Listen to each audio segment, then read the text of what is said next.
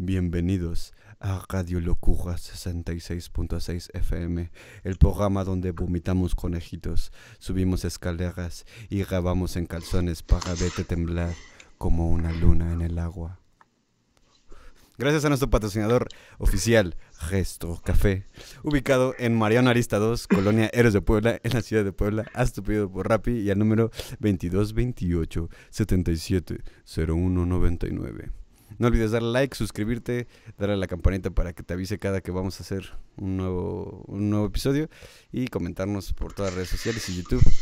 No olvides también seguir a Más Menos Lecturas, una biblioteca en sonido, con cuentos, ensayos y más literatura para que te enteres qué han hecho otros humanos con su pluma, pero leído en voz alta, porque qué pinche hueva leer con los ojos. Así que vamos a ver el intro y estamos de vuelta.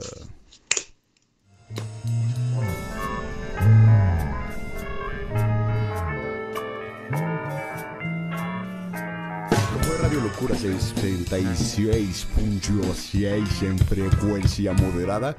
Ideas idiotas para gente inteligente. Adiós.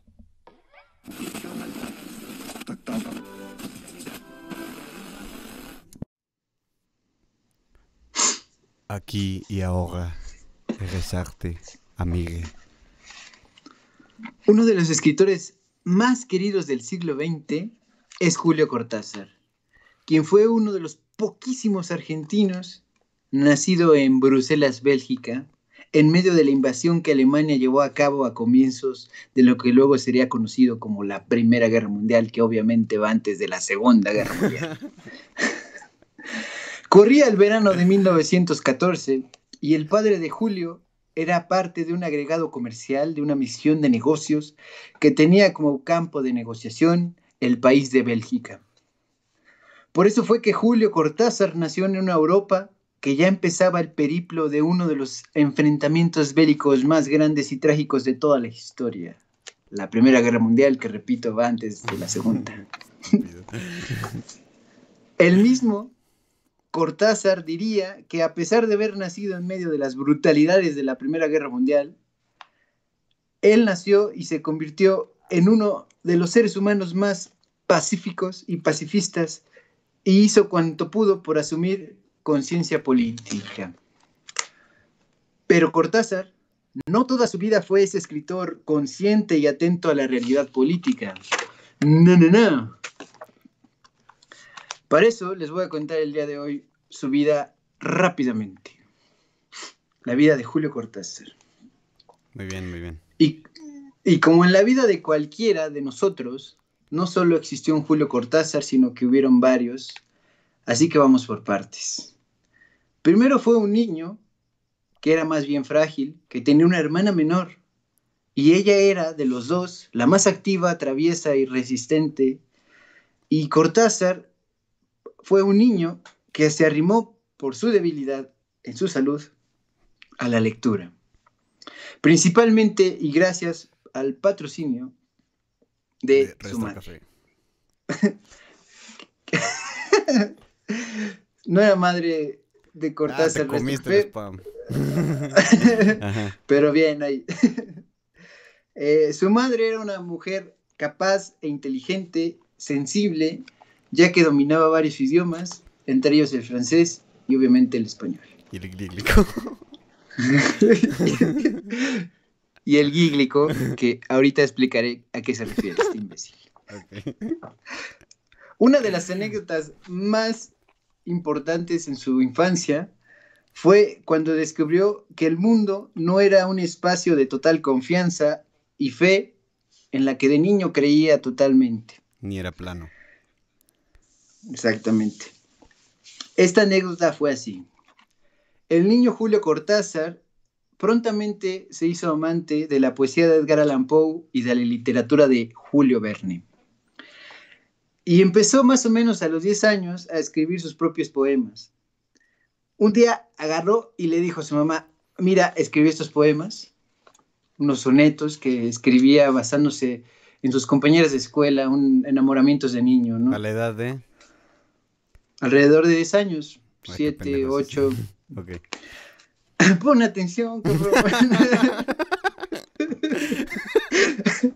Ajá. Vaya, que le mostró esos textos a su mamá, estos poemas, y ella, todo bien, ¿no? Se la creyó, todo bien, los leyó y demás. Pero unos días después llegó un tío, qué sé yo, Tío un familiar, odioso. tío castroso, y le dijo, oye, no, esto no lo escribió Julito, ¿eh? Esto lo está copiando de otro lado, ¿qué onda? Tu hijo es un puto mentiroso. Y entonces ahí tenemos a mamá Cortázar yéndole a preguntar a su hijo, oye, ¿y de dónde copias estas líneas, estos versos? Y para Cortázar, ese pequeño Cortázar de 8 o 9 años, Fue se le su, fue fue su Vietnam, fue su Titanic. su Titanic a la verga. Pues casi, porque tiempo después en una entrevista lo compararía con el descubrimiento de el hecho de la muerte, porque ¿cómo era posible que él que había escrito esos poemas que llevaban toda su vida de 8 años, de por medio, y su madre no le creyera que los hizo siendo un niño, que su madre desconfiara de él, fatal, totalmente cabrón. Y fue casi como descubrir la muerte, cosa que lo comparaba, ¿no? Un niño muy Es sensible. un niño muy sensible y nunca se le quitará la sensibilidad. Su padre se esfumó de su vida Fue por y nunca cigarros. supo, pues probablemente, y nunca supo de él nada hasta que le llevaron unos papeles a Julio ya crecido para que los firmara porque acababa de morir su padre y se acabó a la chingada su papá, desde Regresó en siempre. forma de papeles. Mira, tenemos aquí el papá de Julio Cortázar, regresó en forma de papeles. Así es, como un meme de los Simpsons.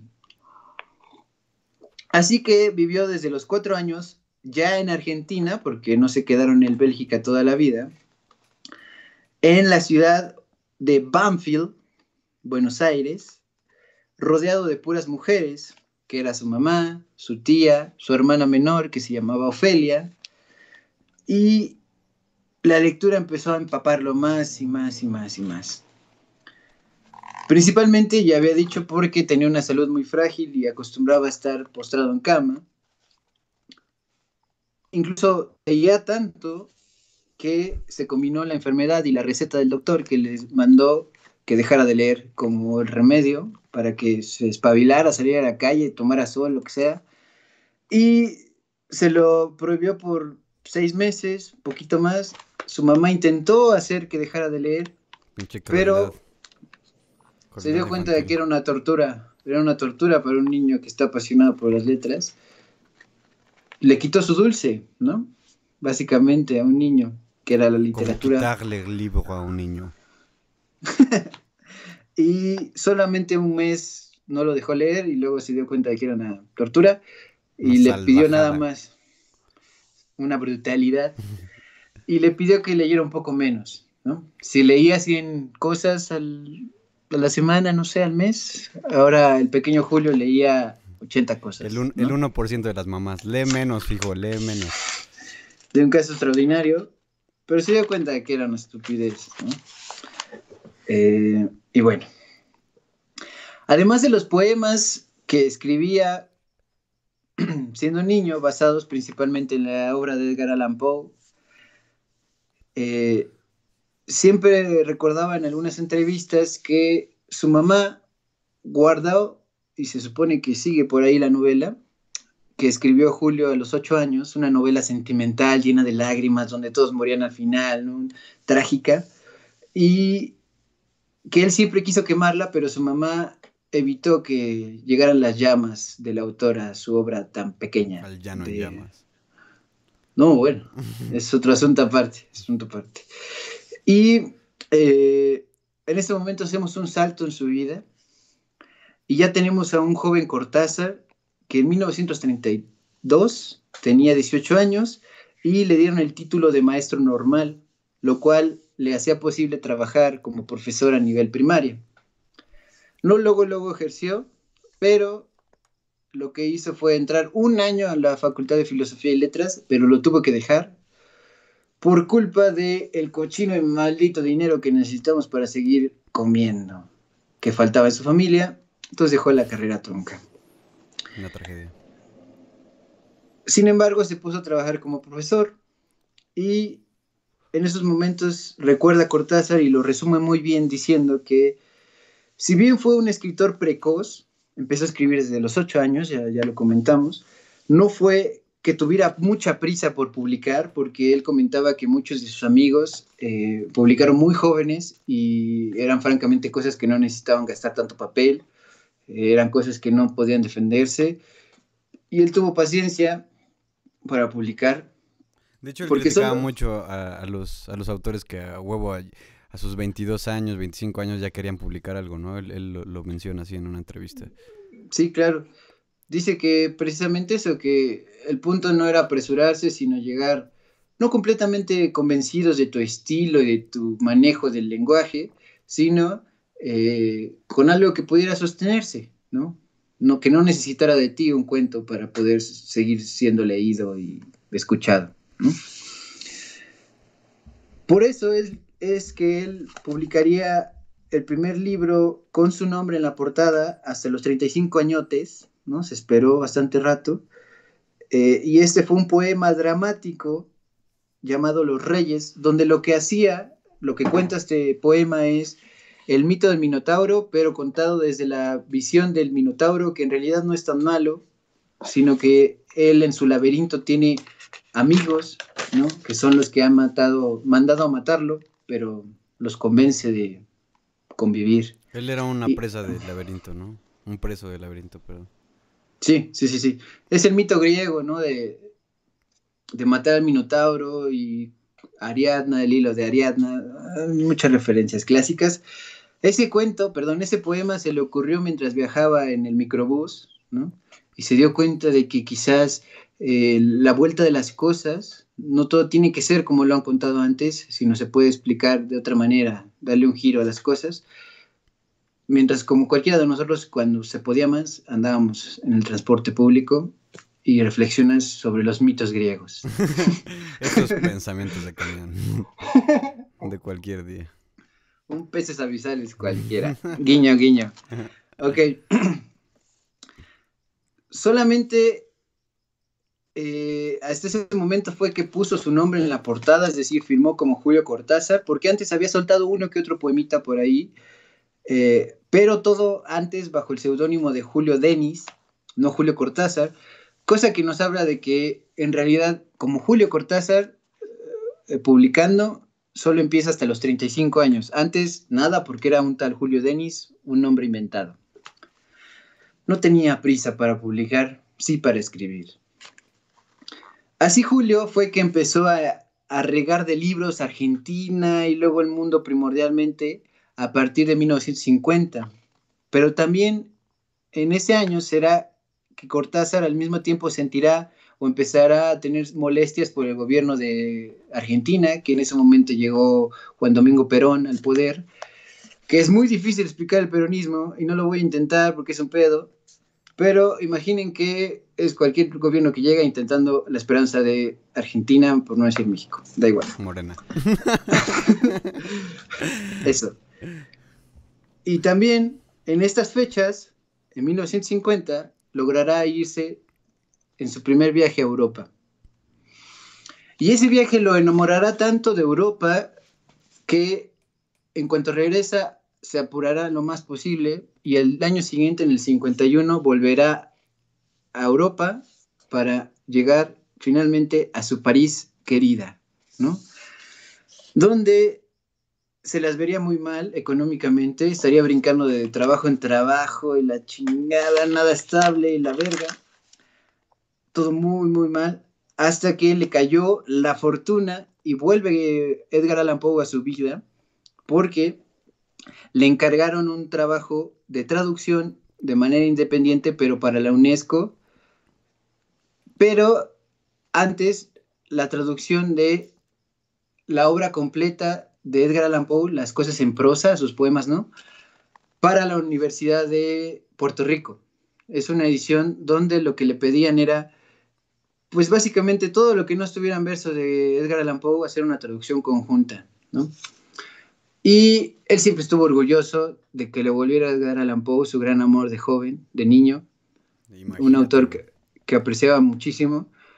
Y hay que decirlo, Edgar Allan Poe necesita no solamente un Ernest Artemige, sino Toda una todo un vida. mundo, ¿sí? De leerlo y apreciarlo. Julio Cortázar no era la excepción entre ese encanto del horror macabro y lo detectivesco de Edgar Allan Poe, y se puso a traducir todos sus cuentos, sus ensayos, que eran fundamentales, pero no había traducciones conjuntas de todo eso de Edgar Allan Poe, y lo hace Cortázar, y se rifó, y le vino muy bien trabajar como traductor para la Universidad de Puerto Rico y también para la UNESCO, porque eso le permitió viajar más por Europa, conocer más realidades europeas y seguir escribiendo, ¿no?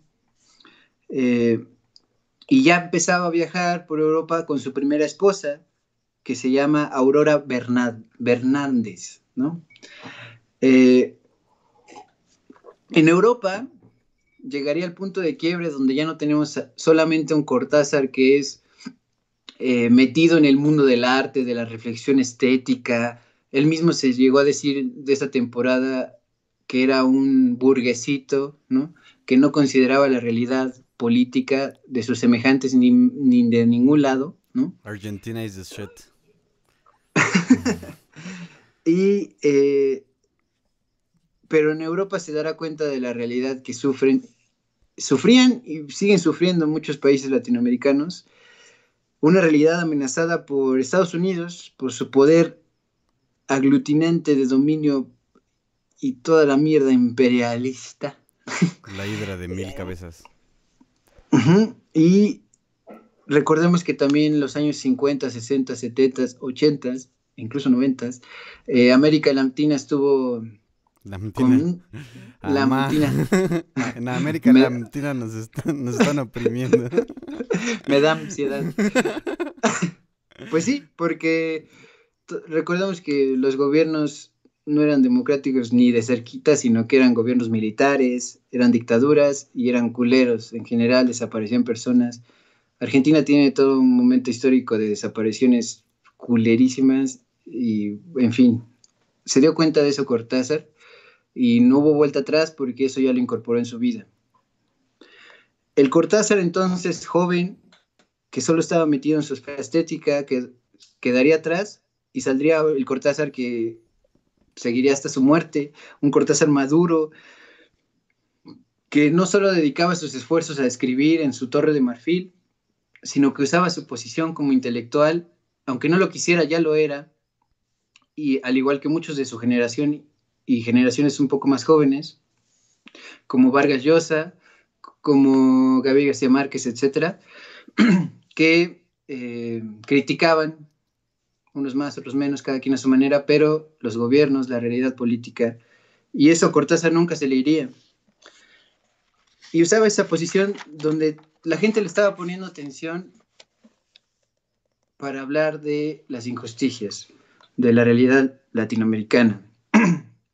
Y no es difícil asegurar que esa apertura del panorama hacia la cuestión política y la realidad social de su tiempo, en lugar de quitarle su magia a su pluma, a sus cuentos, a sus novelas, hizo todo lo contrario, lo potencializó, lo hizo más seguro y pudo jugar las dos cosas a la vez. Él lo dice en una entrevista que le decían que qué tanto se puede estar comprometido siendo un artista con la cuestión política, ¿no? Y él decía, bueno, venga, si hay que decirlo es que juegan mucho con que estar comprometido y la chingada. Yo estoy casado, ¿no? O sea, hacía esa Sí, broma sí, sí. respecto a que no se trata solamente de denunciar algo, sino de ejercer las dos cosas a la vez. Ser un escritor que se dedica a que el estilo y la aventura y lo que quieres contar esté contado de manera chingona, ¿no? Buscando nuevas expresiones, nuevos juegos con el lenguaje, pero eso no te saca del mundo real con las cuestiones políticas y demás. Entonces él estaba casado con ambas cosas a la vez, ¿no? Ser un escritor lo mejor posible, con el mejor estilo suyo, y ser una persona consciente, un animal político, ¿no?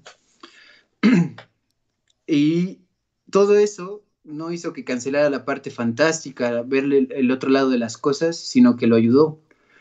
Y ahí fue que empezó a dedicar varios años de su vida a escribir la novela más famosa de él, que es Rayuela.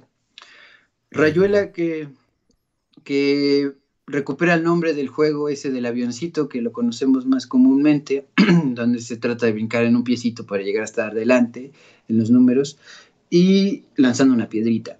Pero él dijo varias veces que él escribió ese libro con 50 y tantos años, pensando que le iban a leer personas de 50 años, ¿no? De su edad. Pero se sorprendió mucho y le gustó bastante que sus lectores, y les llegaban cartas de ellos, eran jóvenes, ¿no? Sí.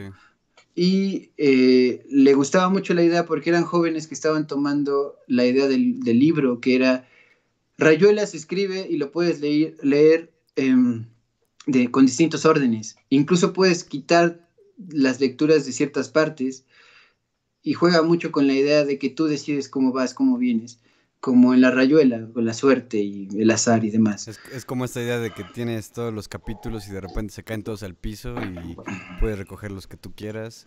Si te pones creativo, hasta un solo capítulo puede ser el libro, ¿no? Y de hecho pasa mucho. El capítulo que mencionabas al principio de todo el programa, donde como una laguna, ¿no? Temblando 68. En el agua. Solamente se lee ese cachito que es como un poema, aunque sí tiene que ver con toda la novela, es capaz de leerse solo, ¿no? Porque tiene mucha pasión, ¿no? Y solo esa parte. Jugamos al cíclope. Ajá. Rayuela entonces fue abrazada por los jóvenes y Cortázar estaba maravillado porque, hay que recordarlo, él siempre veía la literatura, igual lo dice varias veces, lo declara que él no veía la literatura como algo que le pesara y que escribir es difícil, como subir a una montaña donde no tienes apoyo. ¿Sí? No. Para él escribir era una cosa divertida, ¿no? Tenía que pasarla bien y hablaba de cosas como el ritmo. No el ritmo como la rima y demás cosas sintácticas o cosas así claras, claro, lingüísticas, sino como un ritmo, un latido, un swing, ¿no? Que es la palabra mágica que tiene que ver con el jazz, que será una de las motivaciones más grandes de Cortázar, de sus pasiones más grandes, el jazz. Incluso hay una foto donde él está supuestamente, yo creo que sí, tocando la trompeta. Y también hay un viaje, con eso quiero contar esa anécdota porque no se nos olvide. Igual en una de las entrevistas más famosas, que es con un entrevistador español, dice que esperaba que le creyera, ¿no? Que durante varios años estuvo pegando en su pared recortes de mapas, algún ticket del metro, dibujos, una foto de sus artistas favoritos, ¿no?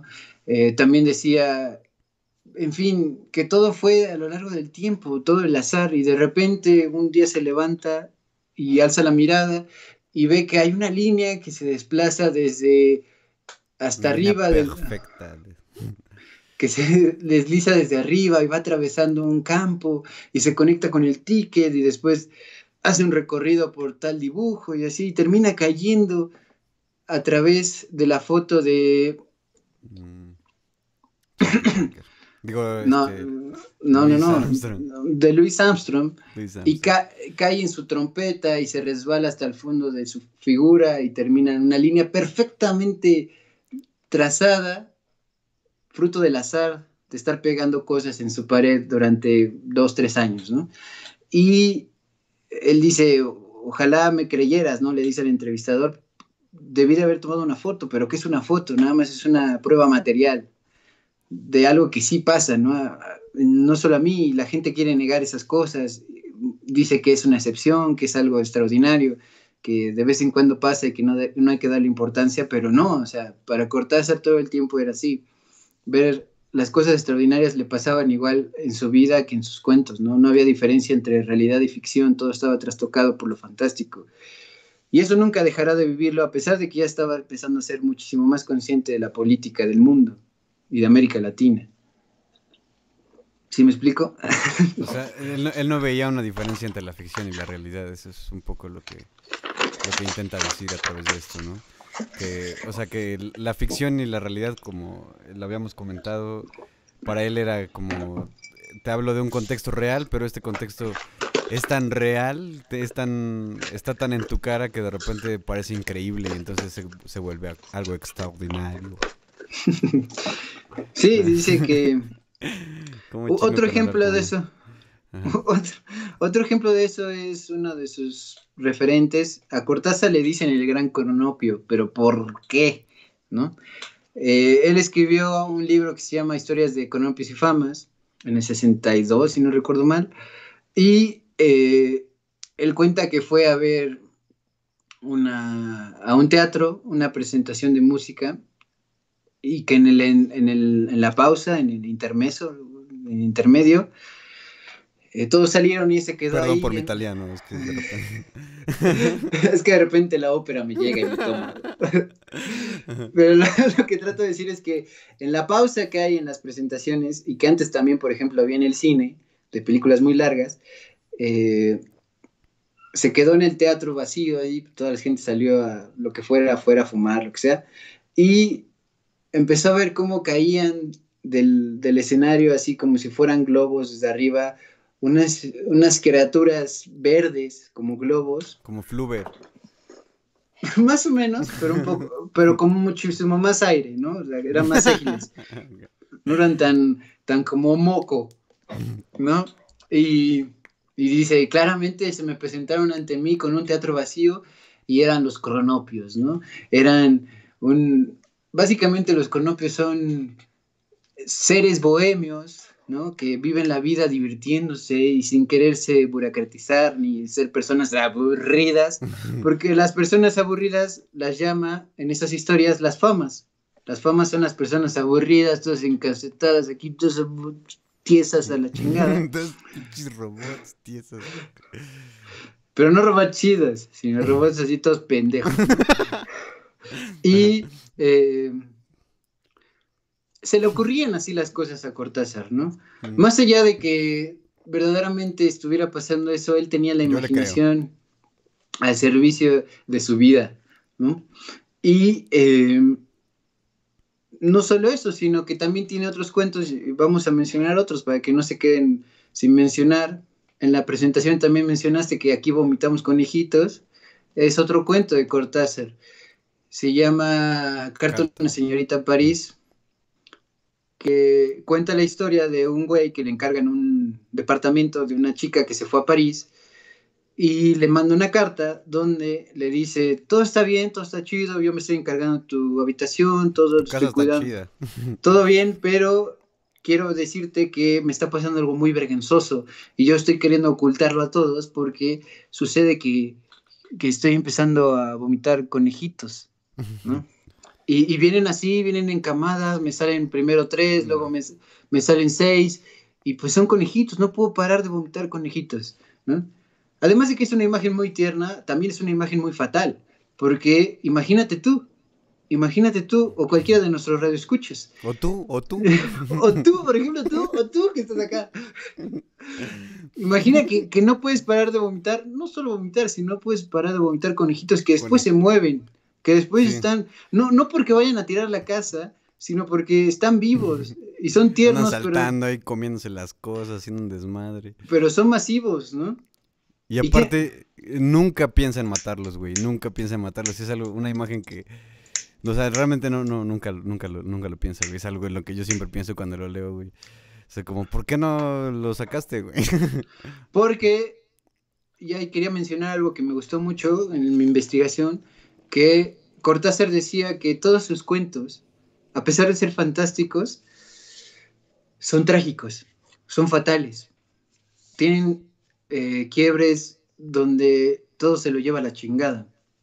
En el caso de Carta a una señorita en París, los conejitos siguen saliendo de vomitar y vomitar y termina todo mal, ¿no? Para el que está escribiendo las cartas. Voy a hacer el spoiler. Eh, Termina de escribir la carta y le dice de una manera bastante bien escrita, lamento mucho que cuando regreses a tu departamento encuentres un cuerpo tirado con un montón de conejitos alrededor de él en tu banqueta, ¿no? Estamos hablando del suicidio, esto ya lo comentamos en otro episodio, en el justo anterior. No se suiciden, amigos. Si vomitan conejitos, mándenlos a adoptar, se puede controlar, no es tan grave, hay que comunicarlos.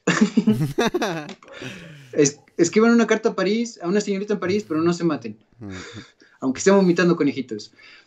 Y otro de sus cuentos más famosos, que lo voy a conectar con una de las influencias más grandes que tiene Julio Cortázar, que es Jorge Luis Borges, es Casa Tomada.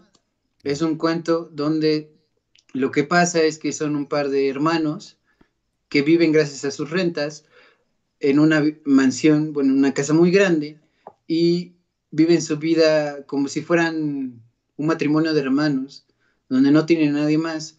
El que está contando la historia es un lector apasionado. Cuando sale solo va por la despensa y a visitar qué novedades hay en las librerías de literatura francesa, todo esto, y su hermana se dedica a bordar todos los días, a bordar y a seguir bordando y demás, ¿no? Eso le causa mucha inquietud al que está narrando, pero lo que sucede es que poco a poco, conforme pasa el cuento, eh, una presencia que nunca se dice qué es, va tomando posesión de los cuartos hasta que finalmente los dos hermanos son sacados, exiliados de su casa, y le ponen llave a su casa para evitar que alguna persona entre a robar con la casa tomada, ¿no? Con esa presencia que quién sabe qué sea, pero les tomó la casa, ¿no?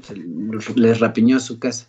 Que ahí, bueno, no sé si lo ibas a mencionar, pero hay una discusión, ¿no? Sobre, obviamente ya la lectura en contexto de este cuento, que muchos piensan que podría interpretarse como una alegoría de justamente estos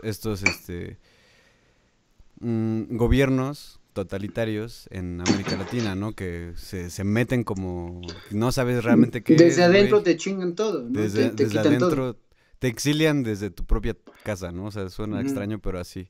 Entonces, ahí, por ejemplo, nada más hacer la mención, güey, de que realmente su pedo, pues, llega a hacerse político, ¿no? Incluso por interpretación simboliquísima, güey, pero siempre pensando como que en eso, ¿no? Te deja ver la perspectiva de Cortázar sobre cierto tipo de cosas. Y esa es la gracia de esos cuentos, que se pueden leer en muchos niveles. Él dice que cuando lo escribió solamente estaba recordando, y lo hizo cuento, un sueño, donde en el sueño no estaban los dos hermanos, solamente era él soñando, que pronto iba siendo sacado de su propia casa y terminaba en la calle. Pero bueno, ese es el origen del cuento, pero no la única interpretación posible, ¿no? Sabemos que se puede interpretar el arte de muchas maneras, con base siempre en el texto, en el material. Pero que esas lecturas existan te habla de un cuento bastante sólido, ¿no? Y volviendo a su vida, perdón, no, antes, bueno, sí tiene que ver con su vida. Casa Tomada es un cuento que le publica Jorge Luis Borges, que ya tendrá su episodio, eh, que es uno de los mayores escritores no solo de habla hispana, sino de la literatura universal, Universal. Del universo, no solo de la Tierra. de todos los universos.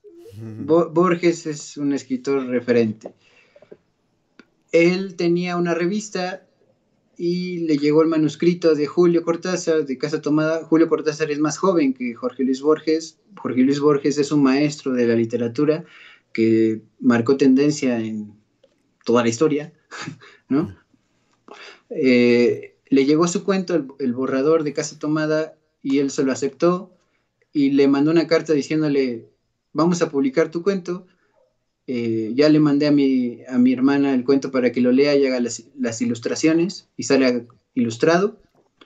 Después Cortázar se lo encontrará personalmente y le recordará tiempo después que él le publicó el primer texto como tal en una revista. Y ahí vemos la relación entre dos grandes figuras de la literatura argentina y en español en general. De veras que Borges, no puedo hablar más, incluso cuando tenga su episodio nos vamos a quedar cortos, pero hay una conexión muy grande entre Julio Cortázar y Borges.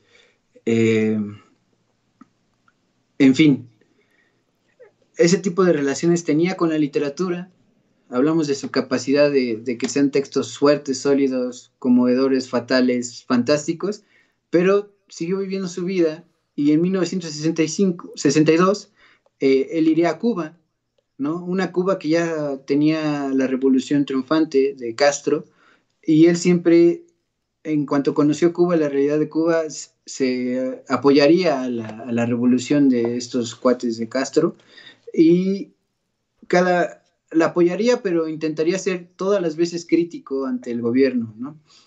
No se achicopalaría así como, no, pues sí, ya llegaron, ya no voy a decir nada, ¿no?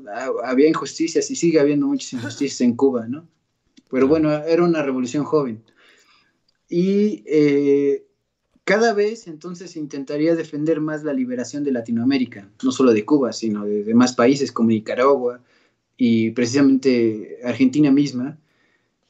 Y bueno, también en Cuba conocería a su segunda esposa, que es de origen lituano, se llama Ugne Karbelis. Lo estoy pronunciando horrible porque yo no sé lituano, pero ella también vivía una vida bohemia, pero también estaba muy, muy empapada con la cuestión política. Imaginémoslo, ¿no? Es una persona de Lituania en Cuba, en una Cuba revolucionaria, pues te habla mucho de cómo llegó ahí, ¿no? Pues, estaba metida en la política también.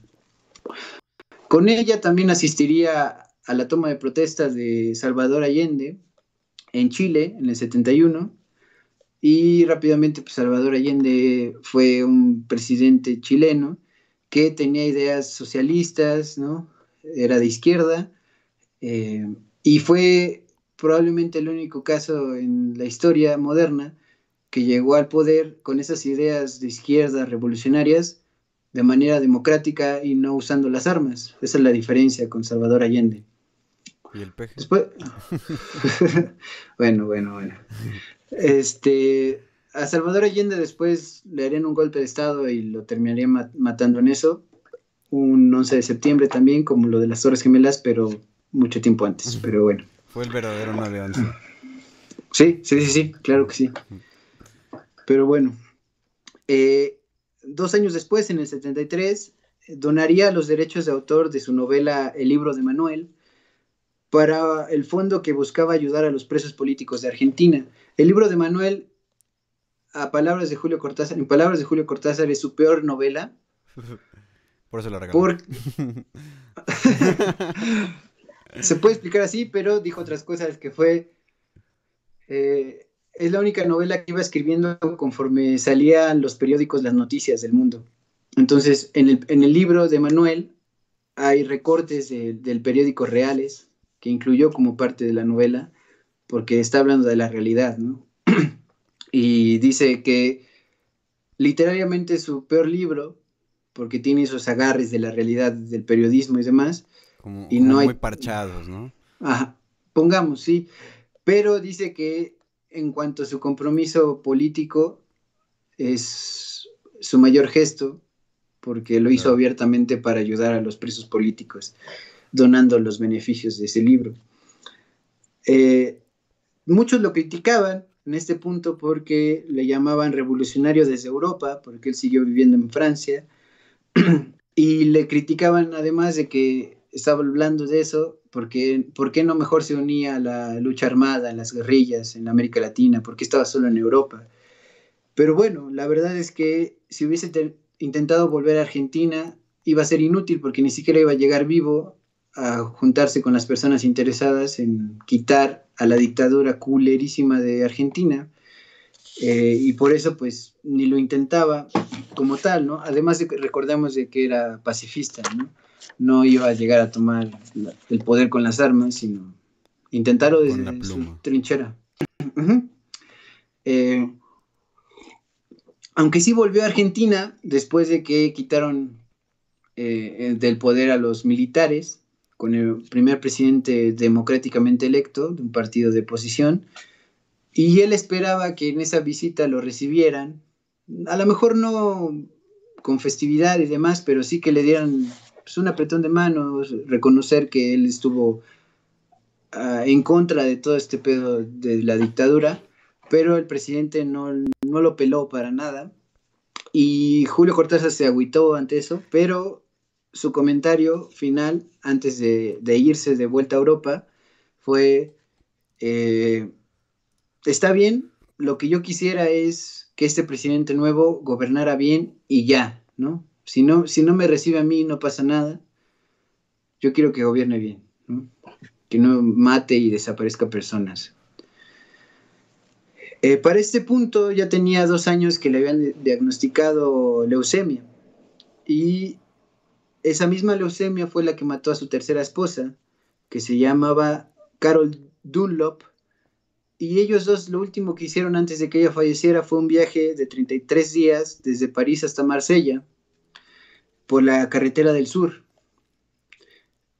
Después de la muerte de esta esposa de Carol, dedicó sus últimos días y noches Cortázar a terminar el libro que había salido de este viaje, llamado Los autonautas de la cosmopista, Muy del cual regresados. también, parecido a la idea, del cual también donó los derechos, esta vez a la revolución nicaragüense, ¿no? Eh, Finalmente Cortázar, enfermo de leucemia, falleció el 12 de febrero de 1983, sin poder ir por última vez de vuelta a Argentina, viaje que tenía planeado y que quedó en el aire, ¿no? Él murió en Europa. Esta es la vida a muy grandes rasgos de Julio Cortázar, pero sí quisiera precisar que el jazz es muy importante en su vida, los referentes como Borges también, como influencia literaria, que le mamaba también muchísimo el boxeo, ¿no? De él es conocida la metáfora de que el cuento te gana por knockout y que la novela te gana por largo aliento, por vencerte fallo técnico. Y tiene un cuento que les recomiendo y les voy a recordar aquí que pueden escucharlo en Más o Menos Lecturas, llamado Torito, que es un homenaje que hace a un boxeador argentino que sí existió. Él lo toma su historia para contarlo en un cuento, eh, donde ves que, y se agradece un chingo, que Julio Cortázar sus cuentos pareciera que no son para leerse calladamente, sino para leerlos en voz alta, porque todos sus cuentos pareciera que son platicados, Es ¿no? Que cierto. tienen esa agilidad por el ritmo, por cómo se escuchan. Pareciera que te los está contando en vivo si los lees en voz alta. Julio Cortázar. Y bueno, entrando un poco ya también en el otro tema y terminando con Cortázar, justo hablar del swing, ¿no? Que este güey tenía. Yo a este güey me lo imagino, porque, bueno, me lo imagino porque lo escuché de su viva voz, de su muerta voz, que, que él era ese tipo de güeyes que está en el escritorio y tú lo ves escribir, escribir, escribir y de repente lo ves hacer la pinche página una bola y la tira a la mierda, güey, y sigue, lo vuelve a escribir todo. ¿Por qué? Porque cuando él sentía que lo que estaba escribiendo no tenía ese swing que él decía, ¿no? Ese latido. Uh-huh. Ajá, o sea, como palabra tras palabra te va llevando a un nuevo lugar y entonces así, ¿no? Así como, es como un verso en prosa, no lo sé, güey, ¿no? Como algo demasiado, no tiene que ser justamente algo métricamente rítmico, pero sí rítmico, no sé si me explico. Entonces necesitaba como que ese swing, esa musicalidad, sus palabras, para que él se aprobara a sí mismo. Y por eso muchas cosas las aventaba a la mierda, güey. Y eso me parece, bueno, muy chido de su parte porque quiere decir que era exigente consigo mismo en cuanto a su cuestión estética en la cual él estaba estudiadísimo, pero también un amor y tal vez un matrimonio también, ¿no? Junto con la literatura, con el jazz, ¿no? Hay que recordar, por ejemplo, que en Rayuela hace mil y un referencias a jazz. Y de hecho, hay un disco en Spotify, si lo quieren buscar, se llama Jazzuela, que es como Rayuela, pero están todas las canciones que contiene ese disco. Entonces escuchen Jazzuela, es muy bueno. Y y bueno, pues eso es Julio Cortázar, un gran pinche escritor de Latinoamérica, un hombre sensible y un gran cronopio, el mejor cronopio, el mayor.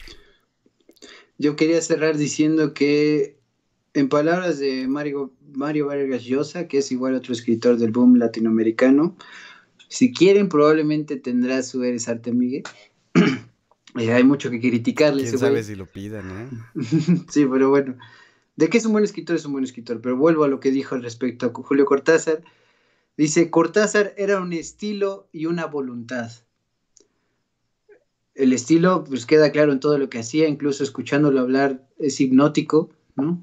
Y una voluntad de hacer evidente y hablar de las injusticias latinoamericanas y también de sus grandes pasiones, el jazz, la literatura, la música, el surrealismo también, en fin.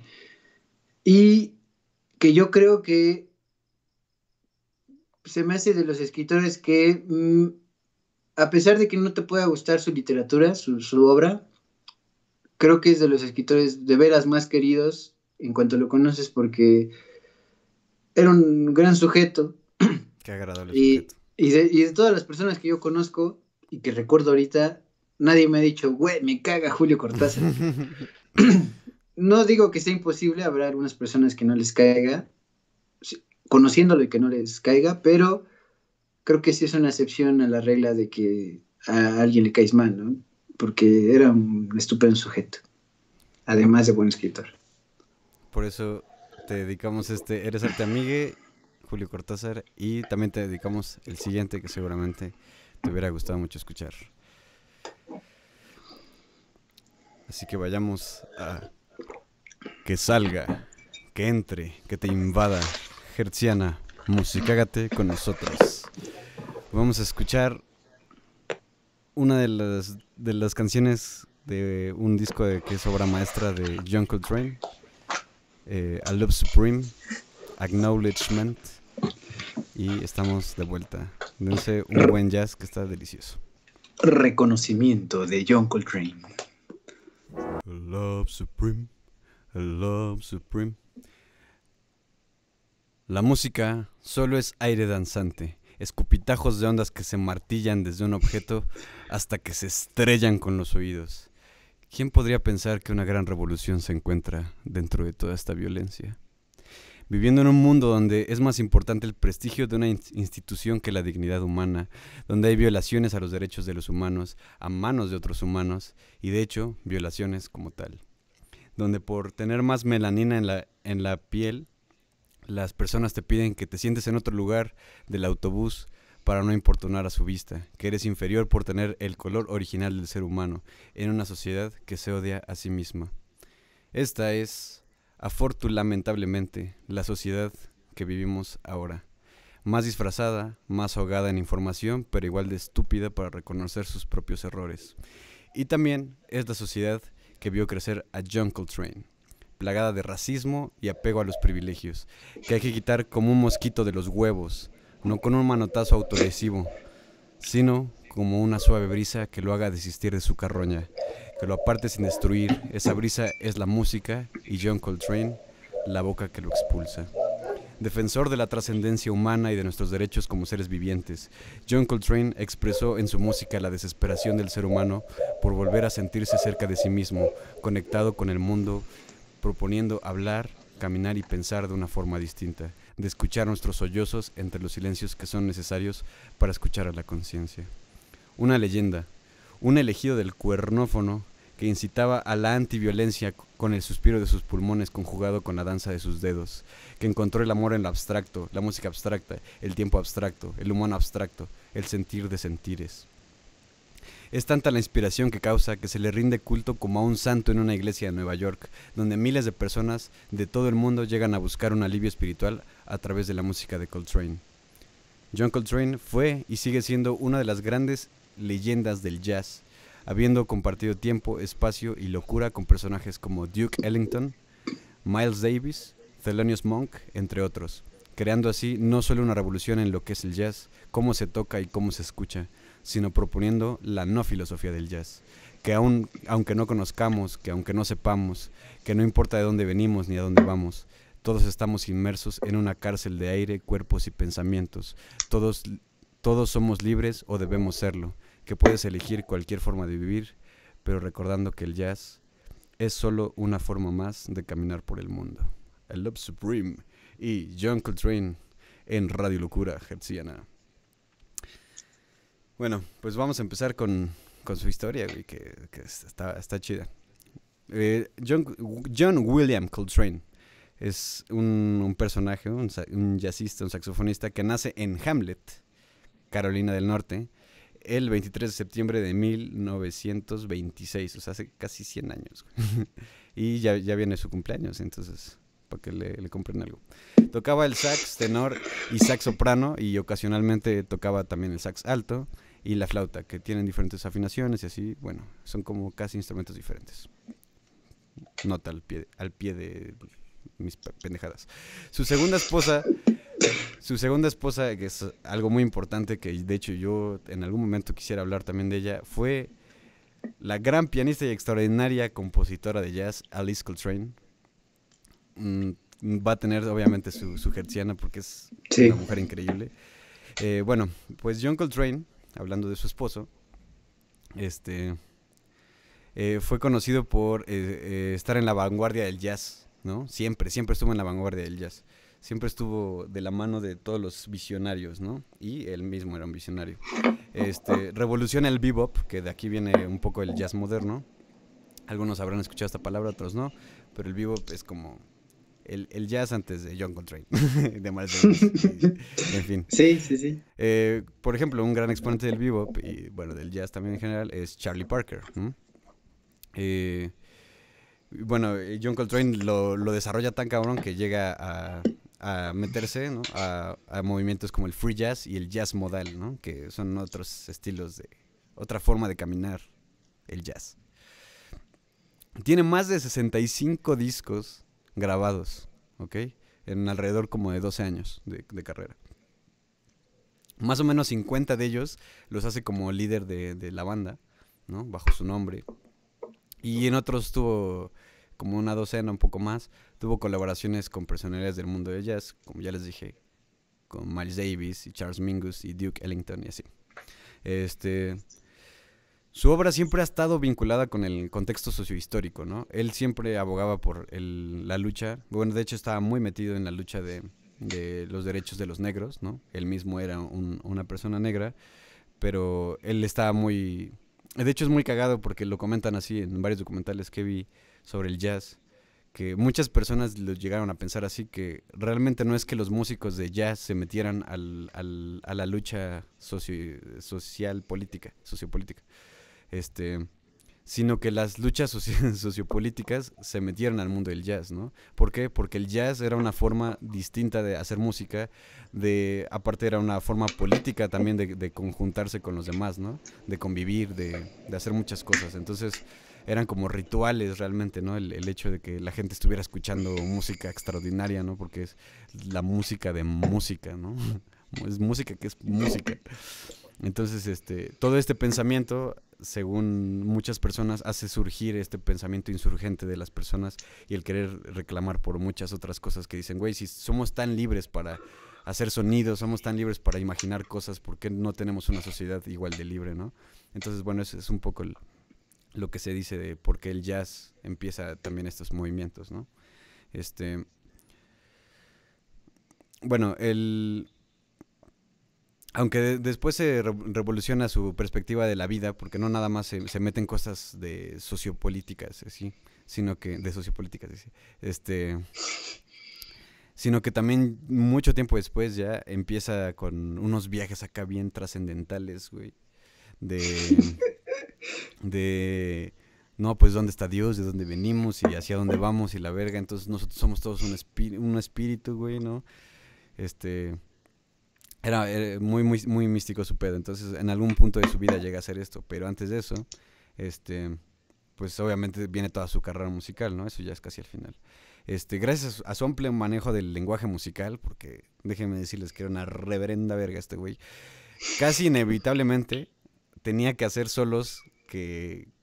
O sea, el tiempo le tenía que dar para enseñar lo cabrón que tocaba este güey. Entonces tiene solos que tú te avientas una rola de media hora y durante 20 minutos vas a escuchar a este güey tocando notas como el pinche diablo, pero no nada más rápido, güey, sino que tienen una intención bien cabrona, güey. O sea, de hecho, obviamente dentro del mundo del jazz hay muchísimas cosas, pero es una contrapropuesta de lo que hace Miles Davis. Miles Davis lo que dice es, voy a agarrar lo que Miles Davis toca con Charlie Parker en algún momento.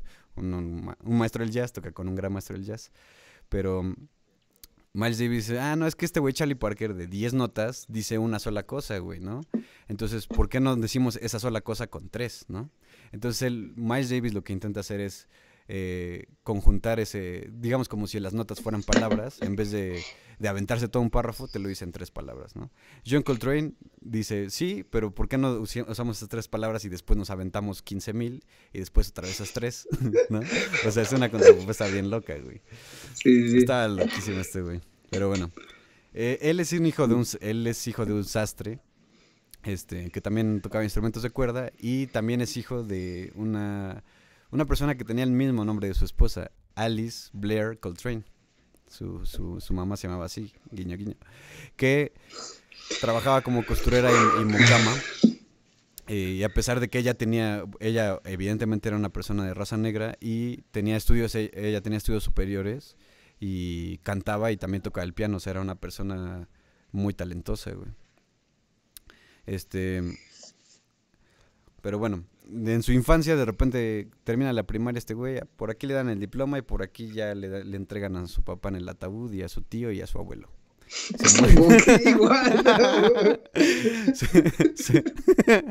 Se mueren en chinga, güey, ¿no? Y Sí.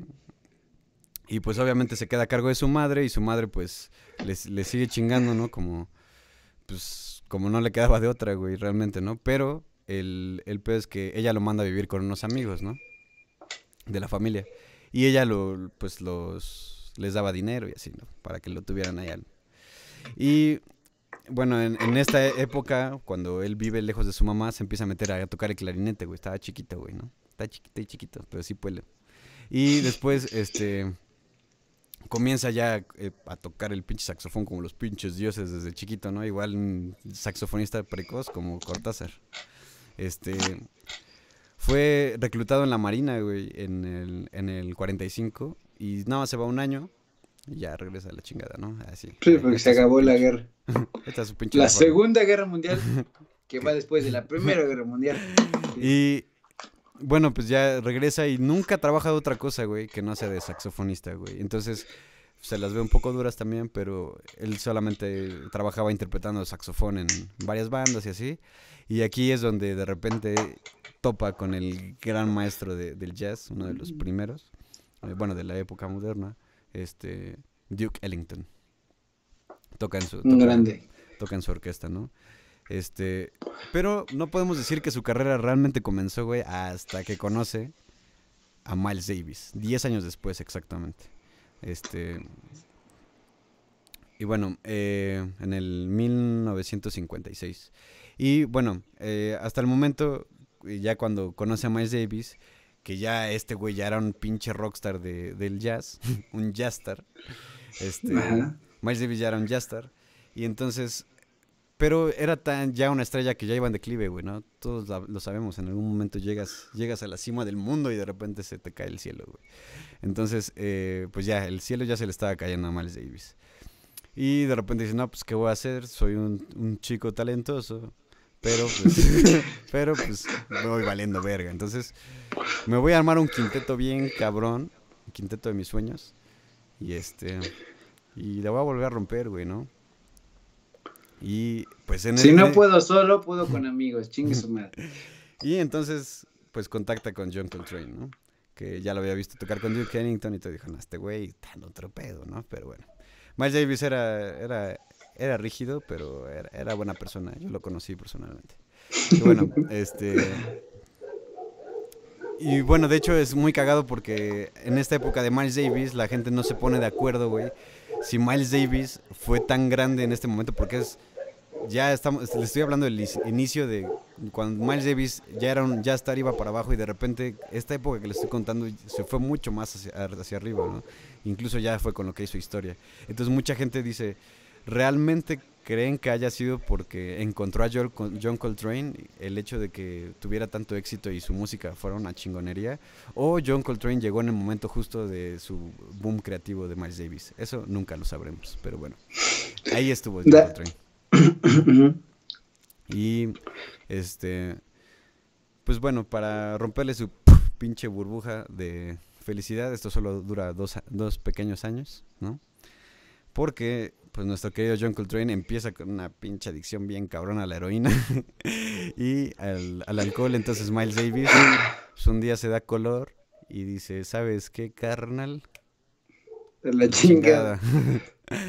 Y lo manda a la chingada, güey. Entonces ya se disuelve la banda y todo el pedo. Este güey, John Coltrane, se va a otro lugar, güey, de Estados Unidos, creo que a Filadelfia.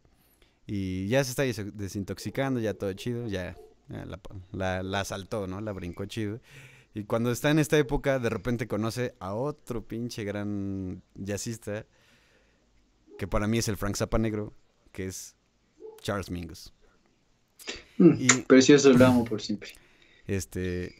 Cuando conoce a Charles Mingus, que si no lo conocen, desde ya les digo que es una chingonería también. Este güey no se andaba con mamadas. Tenía amigos, los amigos que tenía eran buenos. Los maestros del puto jazz. Todos son maestros del jazz, güey, todos. Él mismo era el maestro del puto jazz. Bueno, y bueno, ya empieza a tocar con Charles Mingus, pero así como que de repente, ¿no? En presentaciones en vivo y así, de repente grababan algo. Y la chingada. Así de, mira, tú estás aquí, yo también, pues hay que tocar, sí, a huevo, ya. Casi. Y entonces ya con el rabo entre las patas, de repente le dice el Miles Davis, oye, güey, pues perdón por haberte corrido, güey. Pero pues también te estabas mamando con tu droga, pues sí. Pero pues ya estás limpio, güey. Entonces no hay pedo, vuélvete a unir con nosotros, güey. Y bueno, ya que otra vez, bueno, regresa con Miles Davis, es aquí donde empieza lo más cabrón, que es a lo que justo quería llegar la carnita de este pedo, porque les quiero hablar del año de oro del jazz, ¿no? Así se le conoce, que es el año en que nació mi mamá, porque también por eso es año de oro, que es el 1959, ¿no? ¿Por qué ese? Me preguntaron ustedes, ¿por qué es el año del oro? ¿Pero por qué, Alex? ¿Por qué es el año de oro del jazz? Cuéntanos. Pues ahí les va, chamacos. bien broso, güey. Ahí les va, chamacos. Se llama el año de oro del jazz porque salen los 4 discos, o sea, obviamente muy casual, que salen 4 discos, los más importantes del jazz moderno, digamos, ¿no? Que son, para empezar, les voy a enseñar aquí, se llama Time Out de Dave Brubeck Quartet. Dave Brubeck era un jazzista blanco que rápidamente, por ejemplo, él también tuvo mucho pedo porque le decían, no, es que lo que ahora se llama apropiación cultural, supongo que en ese momento no existía tal cual, pero la gente negra lo rechazaba a él porque pues, era un buen músico y obviamente tocaba los mismos estándares o las mismas canciones que otros jazzistas negros y obviamente no les ponía la misma atención que a él, ¿no? Pero él, de hecho, sí defendía mucho ese pedo. Hay una pequeña anécdota donde cuando van a tocar a una universidad, el director les dice así como, oye, pero no sé si te has dado cuenta, pero tu contrabajista es negro, no puedes tocar aquí. ¿No? Pues todos estaban en el entendido de que pues todos eran racistas y este güey no lo era, güey. Y dijo así como de, sí, Simón, y lo mandó a la chingada, le dijo, sí, ajá. Entonces le dijo, bueno, si ese güey no va a tocar, pues entonces nadie toca, güey, ¿no? Entonces ese güey, por no quedarse sin Dave Brubeck Quartet, que era una chingonería, le dice que toque, pero que lo ponga hasta atrás, güey, ¿no? Algo muy raro en esa época, güey, porque todos eran muy respetuosos. Y lo que hace este güey es que de repente engaña a su contrabajista, en el buen sentido, y le dice, oye, creo que no se está escuchando tu micrófono, pásate al mío. Y entonces lo pone justo enfrente de toda la gente, güey. A huevo. Y, güey, esa es pinche actitud, esa es la actitud anarquista que me gusta ver en mis jazzistas favoritos. En fin, un gran disco. Este disco lo graba justamente con este contrabajista que se me pasó el nombre, discúlpenme, pero lo pueden buscar, es algo de la historia. En fin, sale este disco, que es una chingonería. Escúchenlo, se los pongo para que lo escuchen, no para que vean que estoy aquí mamando con que sé cosas. El siguiente disco es Mingus Aum, que es de Charles Mingus, ¿no? Un gran disco igual de los 4 discos que sacó en ese año, porque estos jazzistas hacían 4, 5, 6, 7 discos al año, porque solamente era ponerse enfrente del pinche micrófono y hacer su genialidad y todo quedaba grabado. Entonces, uno de esos grandes discos fue Mingus y de Qué Thelonious discazo, Monk. qué discazo. Y otro disco que cambia el jazz es de este año, The Shape of Jazz to Come, de Ornette Coleman, que justamente se llama la forma del jazz del porvenir o algo así. Y justamente ya es de los primeros discos que se conocen como de free jazz, y esto que free jazz es como jazz libre, ¿no? Entonces es como vamos a tocar jazz, pero ahora mucho más pinche libre y revolucionado y jalado de los pelos. En fin, muy buen disco. ¿Y por qué les cuento esto? Porque después de todo este pedo, el cuarto disco que viene es el disco más pinche célebre de la historia del jazz. Y es Kind of Blue de Miles Davis. Y este disco es muy importante, ¿por qué? Porque aparte de que está Miles Davis, que fue uno de los grandes padres del jazz, tiene en colaboración ahí a John Coltrane, nuestro John Coltrane. Y bueno, este disco, como dato curioso, casi todo, excepto una canción, casi todo fue hecho de una sola toma, ¿no? Así, como casi cualquier disco de jazz en ese tiempo. Pero bueno, ¿no? Es como, pues van estos acordes, sí, Simón, sí, métele lo que quieras, ¿no? Vale verga. Y bueno, este disco definió el jazz para siempre, digo los 4, pero este es uno de ellos. Pero sí, este es uno de los más pinches vendidos, de los más queridos, de los más sentidos, de los más llorados, de los más admirados, de todo, ¿no? O sea, de hecho, si ustedes no conocen el jazz, yo les recomiendo mucho que empiecen por esto, porque es bastante digerible y se entiende bastante qué es la genialidad del jazz sin que te sobresatures, ¿no? Es muy bueno, es muy, muy bueno. Y bueno, pues en este disco mete a John Coltrane como una voz que dice cosas que Miles Davis no podía decir en la trompeta, ¿no? No sé, eso me parece genial. Bueno, después de toda esta época de estar con Miles Davis, llega a unos contratos de su música en solitario, o digamos de líder de banda, y entonces graba uno de los discos más cabrones que tiene la música en general, la música en general, que se llama Giant Steps, que se llama Pasos Gigantes, ¿no? Y este disco se llama Pasos Gigantes, se los voy a decir de una manera muy rápida. Bela Bartók es un compositor que dice, tengo 12 notas en la octava, entonces lo voy a dividir en 3 zonas armónicas, bla, bla, bla, bla. Son muchísimas cosas muy técnicas. El punto es que Bela Bartók de repente dice, nosotros agarramos un acorde de una zona y lo hacemos con otra, y entonces hacemos todo un pinche conexión bien cabrona y termina sonando música bien verga. Ok. Todo esto es muy conocido en el mundo de la música, sobre todo en el jazz, pero John Coltrane lo hace mejor y sin haber conocido este pedo de Bela Bartók. Eso es algo que la gente no se logra explicar porque esos estudios salen hasta después de que él muere.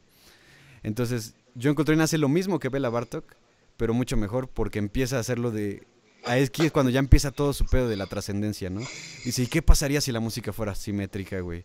¿Y qué pasaría si encontráramos patrones divinos dentro de todas las notas? ¿Y qué pasaría? Y todo eso está en una ilustración que se le llama el Círculo de Coltrane, que si gustan aquí escríbanme y se los explico por privado, ¿no es cierto?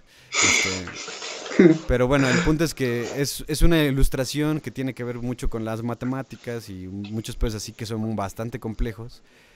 Y bueno, esto solamente se los digo para que se den cuenta de que el título de este disco se llama Giant Steps, porque aquí hacen una cuestión armónica que no está vista nunca antes en la historia. Bueno, sí, en la historia, pero no usada de esta manera.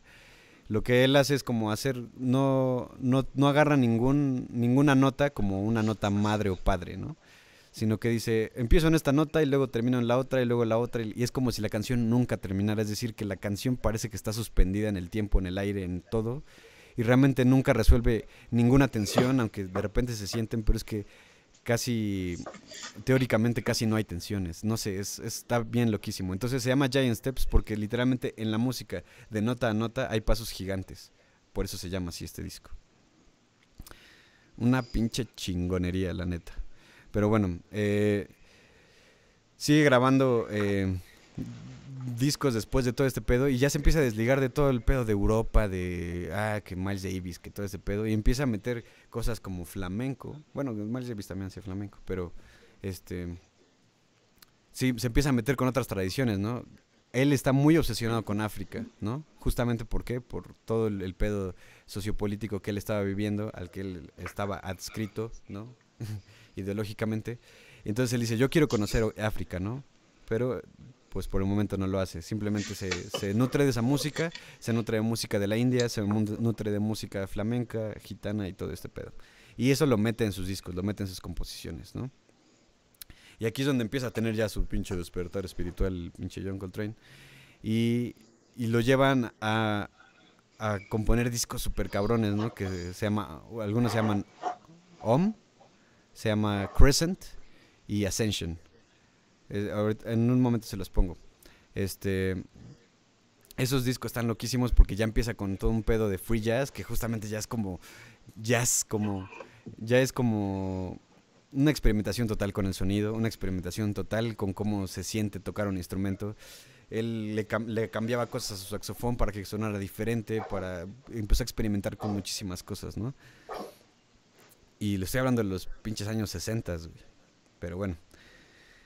Y después de estos, de repente llega a una conjunción bien cabrona entre la espiritualidad, la música, lo político, lo social, todo el pedo, su pedo humano. Y entonces es cuando llega justamente a una de sus obras maestras, que es A Love Supreme. Y la canción que escuchamos, que esa es la canción que abre el disco, A Love Supreme, que justamente habla de el amor supremo, ¿no? El amor de Dios, el amor de Dios, el amor ¿no? Porque él era muy religioso en ese sentido. Y también estos dos discos que le estoy poniendo en pantalla son esenciales para entender a John Coltrane, al menos para entrar en él. Y el siguiente es Blue Train, John Coltrane con Blue Train, ¿no? Estos dos discos son como el epítome de lo que hace realmente John Coltrane con la música y en su vida también. Y bueno,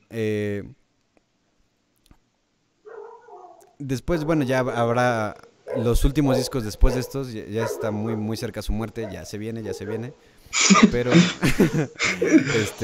siguen haciendo cosas muy pinches intrincadas y cosas loquísimas, que ahorita les recomendaré algunos, bueno, se los pondré en la pantalla. Y bueno, pues ya se acercó y le llegó su hora en Radio Locura. John Coltrane muere de cáncer hepático por el alcohol a los 41 años de edad, lo cual fue pues muy trágico porque en realidad pues sí estaba muy desgastado, aparte de que también se metía heroína. Mucha gente decía que se veía como un hombre como de 60 o 70 años, güey, tenía 41 de tanto desgaste que tenía, güey. Muere en el 1967 y esto lo priva de alcanzar su gran sueño de conocer África, güey. Nunca conoció África John Coltrane, pero siempre lo quiso. Y bueno, si les interesa escuchar los discos loquísimos, eso de A Love Supreme y ¿cómo se llama? Blue Train es para la gente que quiere escuchar un jazz bonito, un jazz, ok, toca muy, muy padre este güey y todo. Para la gente que se quiera pinche jalar de los pelos escuchando a John Coltrane, les voy a enseñar estos tres discos, que el primero es Om, el que tenemos aquí a la izquierda, el siguiente que es Ascension y el siguiente que se llama Interstellar Space, que ese disco habla de, bueno, no habla, es instrumental, pero las canciones se llaman como planetas y como constelaciones. Está muy loco, para que vean hasta dónde llegaba su pinche locura de este güey, ¿no? Ya hablando del espacio a la verga. Y bueno, como último dato y algo bien cabrón es que todo esto, John Coltrane es una persona extraordinaria y hay gente que se lo adjudica tan cabrón a que sea alguien tan extraordinario que lo creen un santo, güey. En Nueva York existe una iglesia de John Coltrane, Saint John Coltrane, que es una iglesia africana ortodoxa, güey.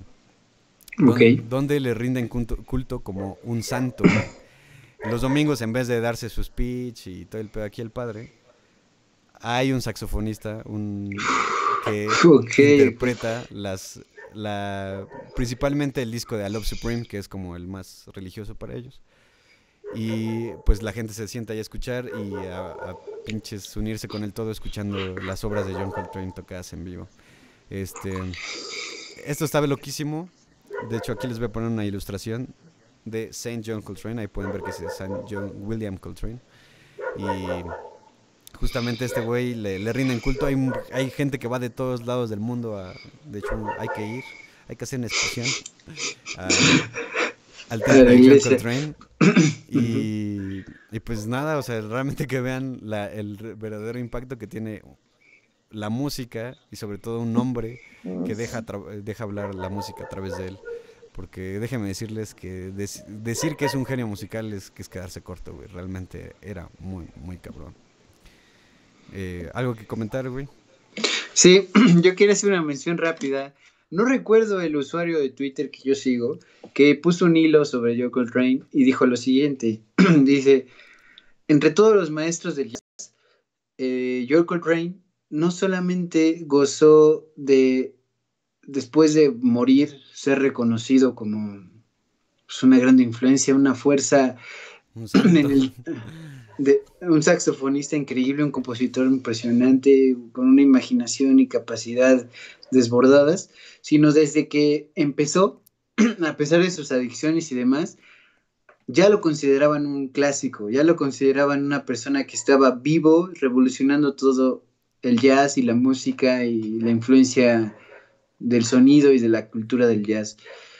Y es de esos casos verdaderamente extraordinarios de lo extraordinario, porque muy pocas personas en el arte que se dedican, ya en vida, incluso sin haber demostrado de manera contundente con sus grandes obras, sino al principio de su carrera, ya lo veían, a lo mejor no como un santo, pero sí lo más cercano a ello como innovador de la música de jazz.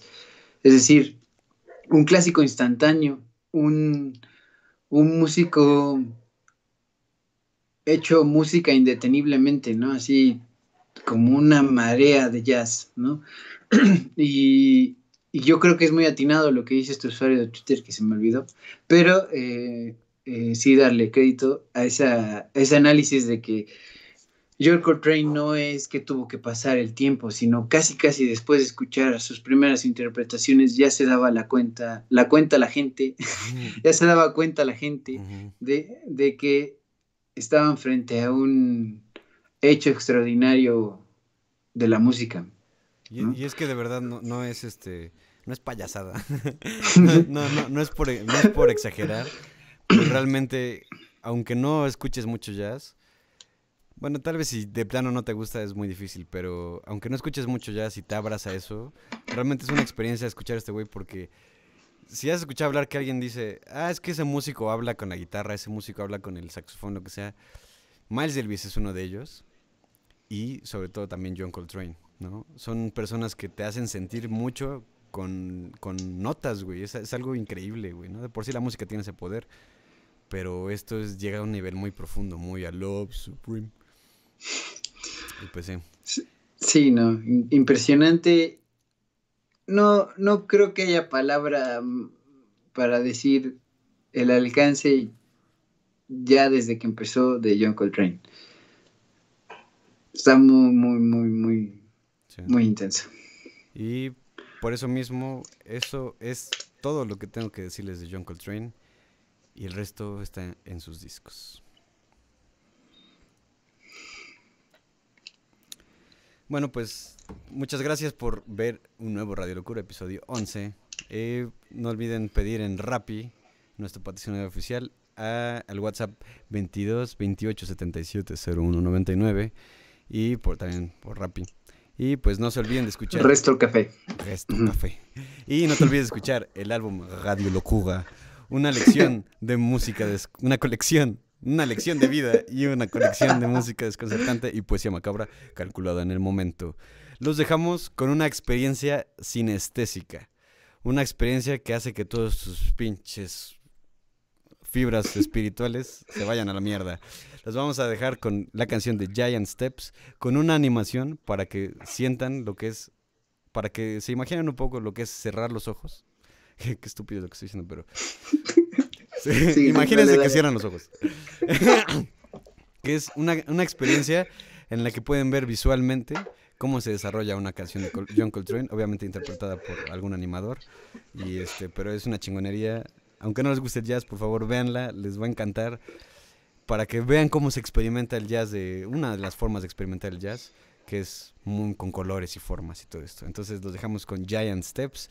Esto fue Radio Locura. 66.6 FM, ideas idiotas para gente inteligente. Y adiós. Y adiós.